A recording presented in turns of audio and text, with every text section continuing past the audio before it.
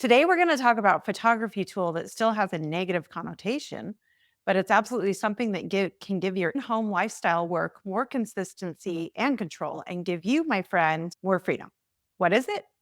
Flash and strobe or artificial light.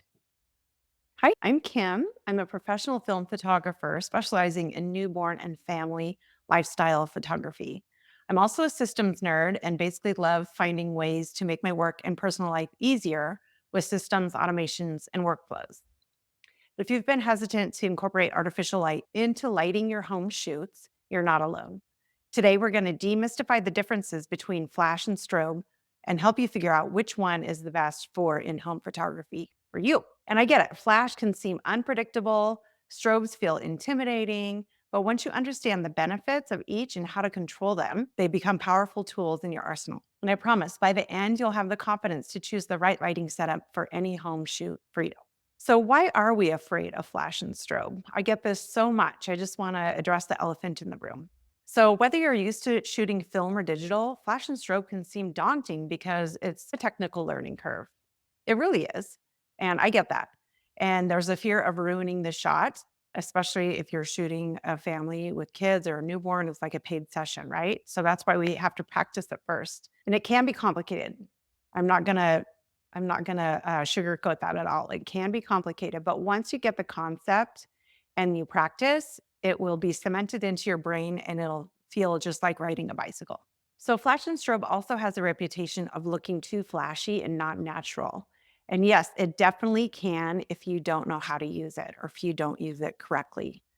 And I've also heard about people being worried about artificial light ruining their style or thinking that flash makes them less creative. I'm here to tell you that you can absolutely use flash to enhance the natural light look that you love and not overpower it. So there is a way to add lighting, artificial lighting, to enhance your style. It doesn't have to overpower your style.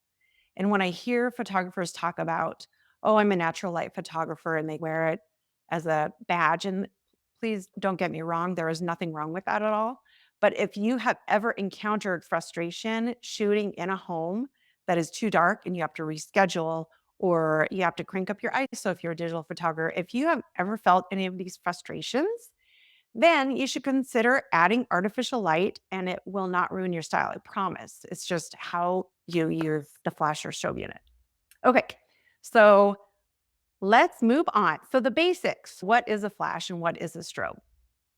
Flash is a small portable speed light and it's something here. I have one right here. This is mine. So it's a small portable speed light that you can put on your camera or you can use it off camera. And it's super easy to set up and adjust, and it's like extremely portable. A strobe unit is a larger unit used a lot of times in studios. And I will show you mine in a second here, but they are typically more powerful. They are used on a light stand and they are used with some type of modifier. So, like an umbrella or a softbox and things like that. Okay, and this is a strobe unit. So typically, this is an older style. They make them much smaller now, but it has to be set up on a stand. And with this, you can rotate it up and down. You can adjust the stand so it goes up and down, like if you're shooting a newborn or toddlers. And then my big modifier, and then this one have to plug into power. There's a lot that have lithium ion batteries though, so you don't have to plug them in anymore. But you can see it's considerably larger than a flash unit. Fantastic for a studio though, for sure. And can I also just say, you do not need the latest and greatest equipment. And that is going to be my video for next week, where you can start with in-home lighting for under $500 if you're a film photographer or under $300 if you're a digital photographer. You do not need the latest and greatest, most expensive thing with all the bells and whistles. Other differences are flash, you can use them through the lens mode instead of using it in manual versus a strobe is always shot in manual. So that's a whole nother thing. But there are different ways to use flash and strobe is always shot in manual. So when do we use flash versus when do we use strobe for in-home photography? So flash, it's like I said, it's super small. So it's very portable. You can make super quick adjustments with it. It's ideal for smaller spaces or tighter spaces where you need to move around more quickly. And it's really useful when blending the existing natural light or the ambient light in your room with flash. And especially, I love it to be able to blend. So, a strobe, on the other hand, when would we use strobe?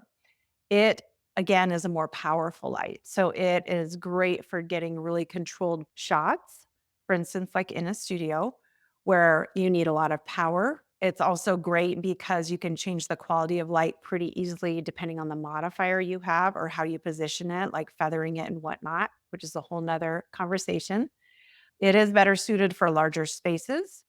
So let's talk specifically about the fear of flash as a film photographer, if you're a film photographer.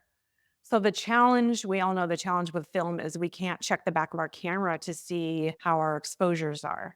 So I totally understand the fear of using flash with film. Like we're adding this whole another component to our shooting that we have to worry about if our exposures are turning out.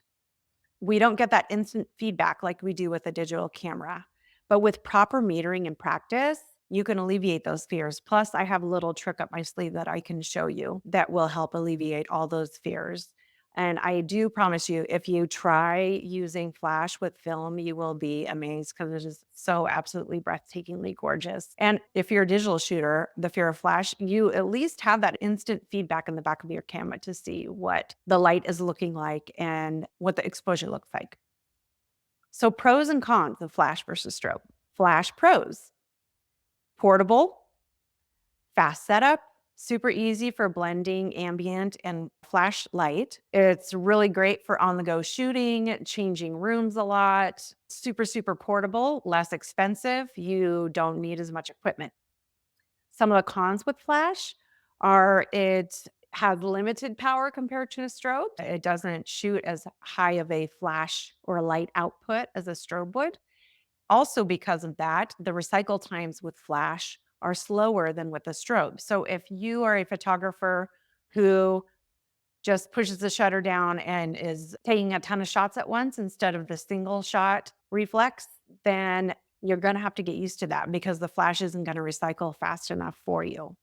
So that's one of the cons. And also with flash, there's no modeling light. So that's what I said earlier that the learning curve is a little bit steeper with flash because you don't have that instant feedback of a modeling light falling across your subject.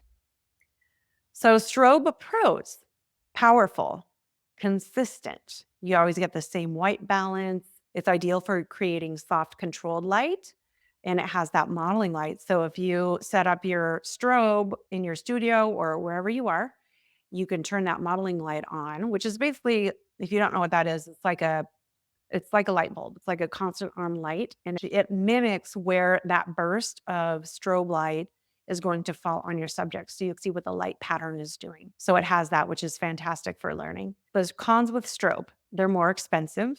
They require more equipment and it requires more setup. And it doesn't work in small spaces. When I first switched from my studio to shooting primarily in home, this was 10 years ago, I was taking my strobe everywhere and I was used to using a strobe in studio, and it was amazing. It was so consistent. I always knew what I was going to get with it. But shooting it in home, that's a totally different animal. I had to set up everything. I had to worry that the kids weren't going to trip on the light stand or hit the modifier, or it wasn't going to bump. If I raised up the umbrella too high, it wasn't going to bump into the ceiling. There's just all these other extra things to worry about besides all the extra gear I was carrying. And I had this epiphany during one of my it's a model session. So I was just doing a free practice session to try to figure out how I was going to make it work to shoot film inside in Seattle on a super dark winter day. And I happened to bring my flash units that day. In fact, I will put the picture up here. This is like my epiphany moment. But I had strobe in this big, huge room. The strobe worked great in this big, huge room because the power from the light was able to fill up the entire room and make it look very natural, which is great. But then I went to this old vintage bathroom that this family had, and they have 1970s wallpaper, and it was just so cute. And she said that they were going to remodel it, and I wanted to capture this really quaint bathroom that actually reminded me of my childhood. And it was way too small for a strobe. So I thought about it, and I have my flash units. I brought them. I said, could I just use this the same way? So I grabbed my flash units, I set them up, I took the pictures, I took a digital photo. I was like, I think that's going to work. And that was my full epiphany moment when I realized these flash units are like little tiny strobes. They really are. And you can set them up. They're super portable. I could set them up anywhere and create the kind of light that I wanted to create.